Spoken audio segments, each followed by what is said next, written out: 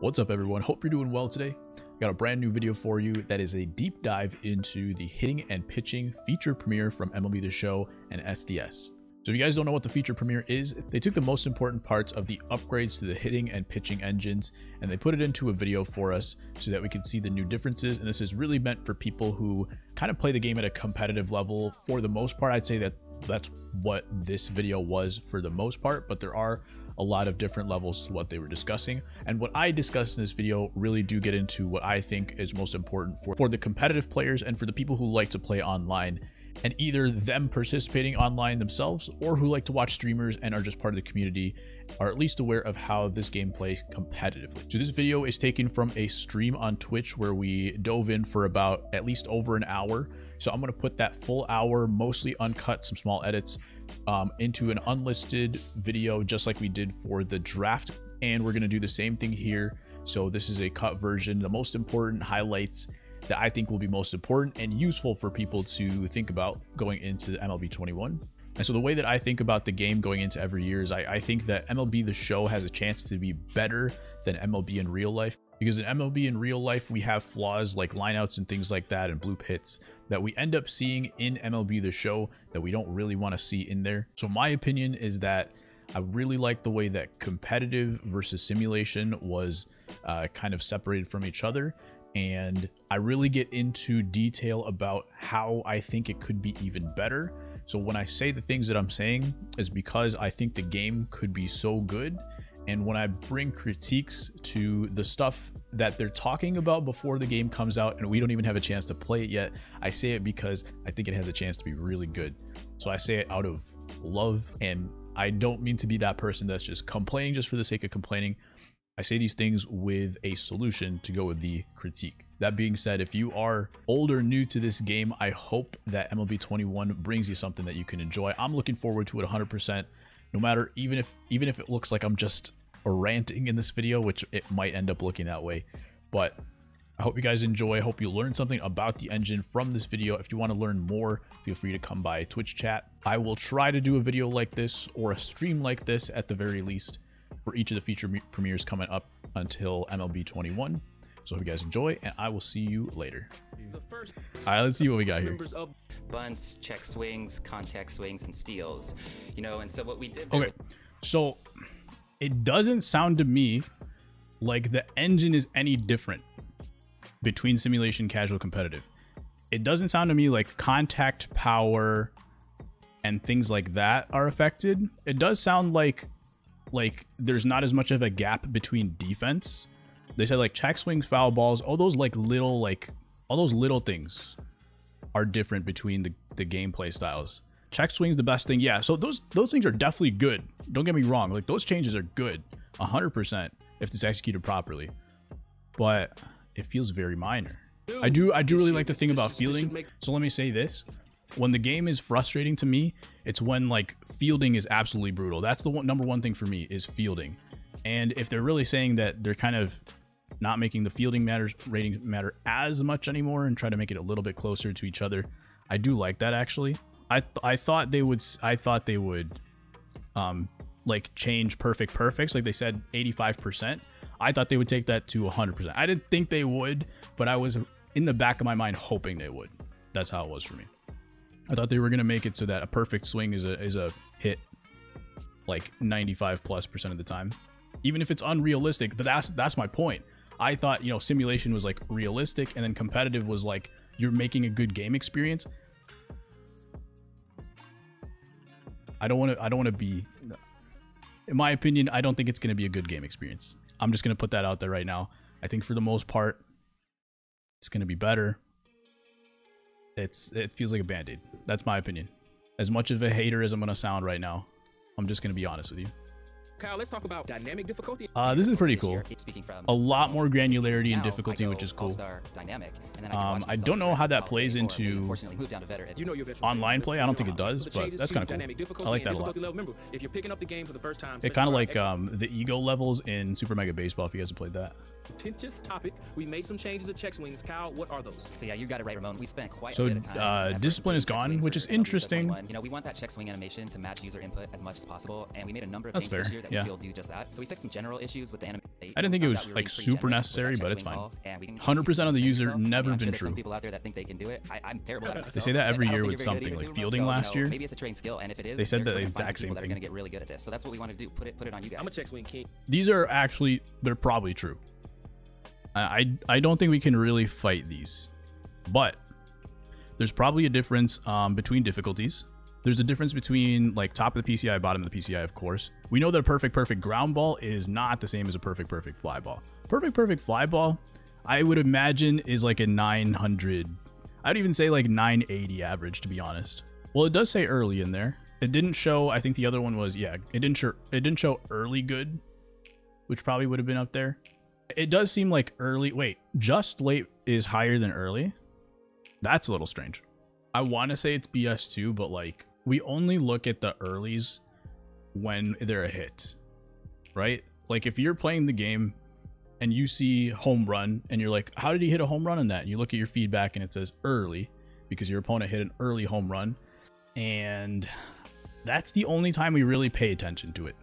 So there is a psychology aspect to it where we only see what, not what we want to see, but like when it like really sucks. The problem, okay, so here's the reason, Tiny Dill, is because it didn't change anything. Being rewarded close to as highly as they used to be in the past. Those numbers are around 230 for okay and just above 120 for weak. We're really happy and excited with the way that we separated the contact rates, and they fall kind of right in line with what we're looking. We're happy and excited where they found the contact rates, whatever he just said right there. That tells me they're going to make minor tweaks to it because they think it's great. That's where I'm like, okay, I'm playing franchise the rest of the year. Like I said, I think, you know, you should get close to 1,000 batting average with perfect, good, maybe higher, make goods harder. I don't know. But there's that. There's also the fact that, like I was saying, input and output randomness. The fact that you can get this swing as a good squared up and have a PCI middle nearly perfect go for an out, like not every time, but like often enough that it hurts. That's where the problem comes in, because they're just like, oh, our percentages are fine, which means the game is great. That means the engine is great, when like the inputs don't make sense sometimes. So that's where the issue comes in. They got to fix input. Like if they leave it like this and they fix input randomness, I will accept it. I don't think it's as good as it could be, but I would accept it. If we never see middle PCI good okays, if we never see home runs outside of the PCI and stuff like that, I'll accept it. Because just based off of what Kyle Saul just said about, like, he did say that the weak contact is not getting rewarded as much, which is great, fantastic, love to hear it. Good okay, that's fine. That's fine. I would like to see. Again, I would like to see these separated a ton. I would like to see perfect, good way higher, and good, okay, good, weak way lower for competitive modes, not for simulation. The only thing that's just different is like foul balls and like check swings and that stuff. That's what we were talking about earlier, is that the hitting engine is the same. Apparently, that's what it sounds like. Made our perfect foul balls 99+ percentage fair now. You know, they were at 98, so we made them 99+. So it's the little things like that. I think it would make sense if you have like a pitch off the plate inside or something like that, or outside off the plate for certain like short hitters or something like that. I think that's the only way it makes sense for it to go foul. But we've seen this year perfect's middle of the zone going foul. Unacceptable. That can't happen.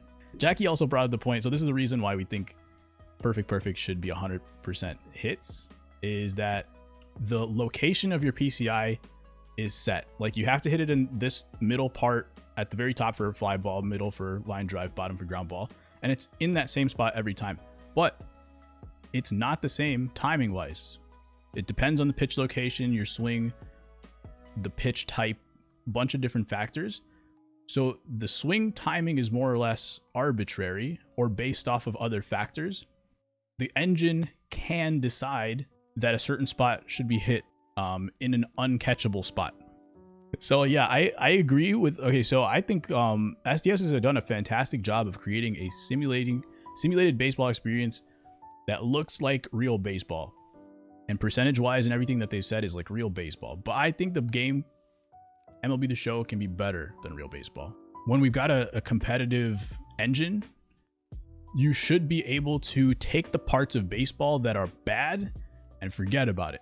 Make the game better than baseball. That's something that I truly believe in, is that you can make MLB The Show better than real life baseball. But the more you're just like, hey, we need to get exactly 85%, and that's how it's gonna be perfect. Like it's not good. That's not good game design.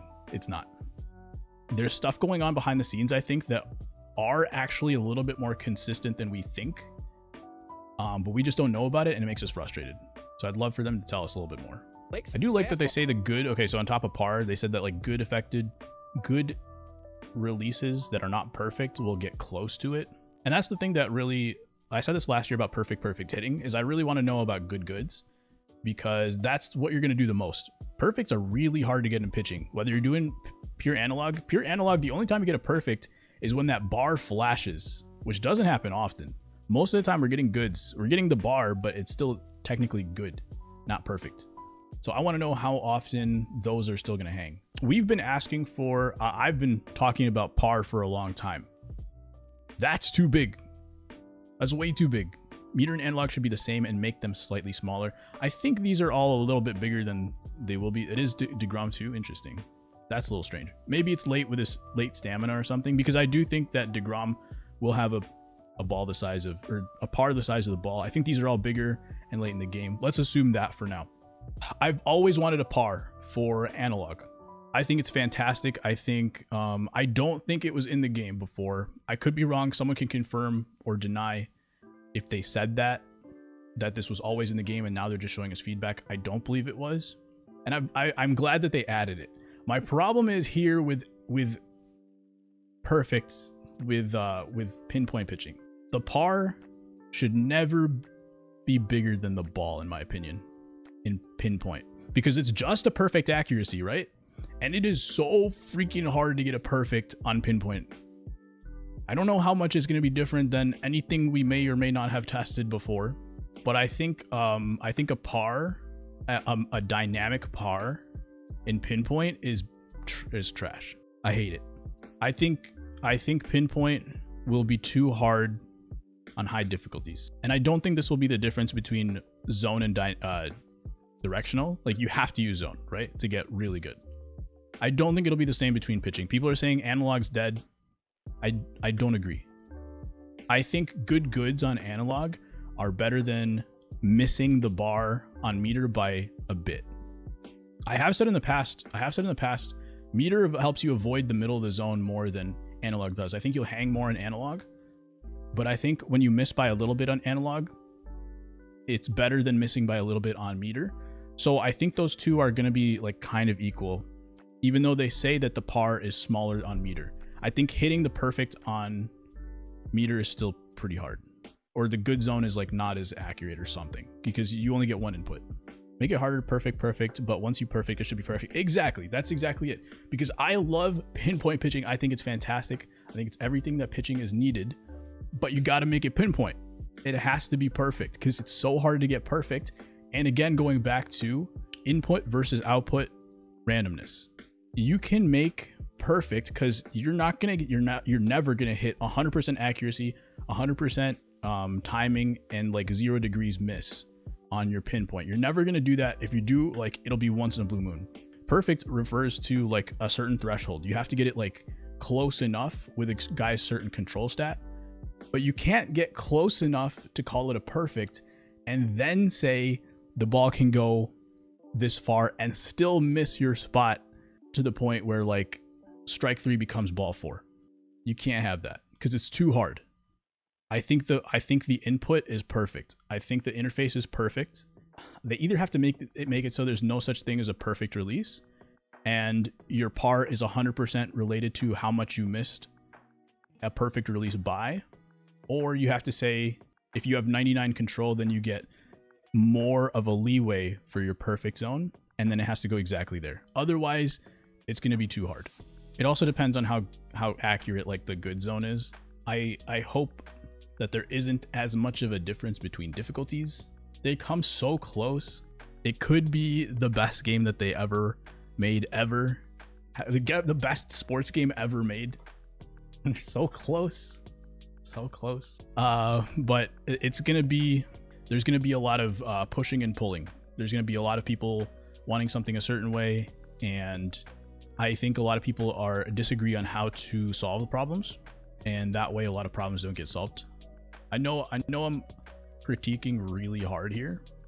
Just wanted to highlight it's just how I between feel. our three Like, you're gonna get the same reaction from the crowd. That's my thing. Like, I don't know like how confident they feel like this is gonna be the answer, but they're still in between. They're still in between, like trying to make it a simulation game and trying to make it competitive. They're trying to make it like real baseball and make it a competitive game where they have to let it breathe its own life. Analog and meter possibly could be really good. Hitting, probably I would like input to be consistent, and then if you have output random, that's fine. Pitching, I would like input to be a little bit more like not RNG but threshold based, and then the output being a little bit more exact, at least for perfects. I love the input. So the input's fantastic. This is perfect. This is everything I could have hoped for. I like the feedback. I love how it shows us like down to the millisecond. I do hope that it's a little consistent, because I would like to see, let me say it this way, I would like to see like very small misses be pretty close to where I released it. Okay, so forcing pitch type, high zones, low zones, inside zones, outside zones. I can't think of anything negative to say about it. Anything to critique. It sounds fantastic. I have to use it well because I can see myself cheating if I know the pitching. That's a great point, and I was exactly what I was thinking too, Diablo. Some people will come on here and be like, practice high and inside fastball, and be like, okay, now I can do this. And then they'll play a game, and then they'll not be able to hit a high and inside fastball, and then they'll just give up. And they'll be like, okay, I just can't do it. I don't know why. Like that, they'll just be, I don't know why, and I don't know how to fix it. So I do plan on doing like drills, like drill videos at the beginning of MLB 21, but we'll see exactly how this plays out. I think this is fantastic though. Oh, I forgot that you could pick like zones across from each other.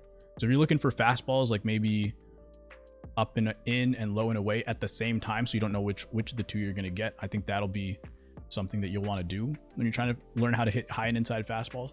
That, and then also practicing setting up your PCI in different spots. I know a lot of people say like, I set up low and in because that's where I'm comfortable, which is great. I think this is going to be a great practice for people to learn different spots to start your PCI, because once you can do that on the fly in a game, it makes you so much more dangerous. I still think that fielding is the most frustrating part for me. That if fielding is like quote unquote fixed with the stuff that they've added this year and reworked and changed into competitive sliders, like I'm probably chilling. Like I'll probably be okay. Range will still separate fielders. I think it will. I do think that there will still be errors and stuff, but I just think that like the range of the difference between a 60 overall and a 90 overall might be back to what it was in like MLB 17 or something like that. Perfect hitting, which I don't think they changed much other than the foul balls, because it sounds like the percentages are slightly higher but about the same. Improvements base running, I like to see that. Yeah, so the swing timing, all they said was like the extremes. That is So going I to don't know bring how us much that really close to actually the end of the first feature premiere, but we are not done. First, I want to thank gameplay producer Kyle for joining us, but we got a legend reveal. Roll the video.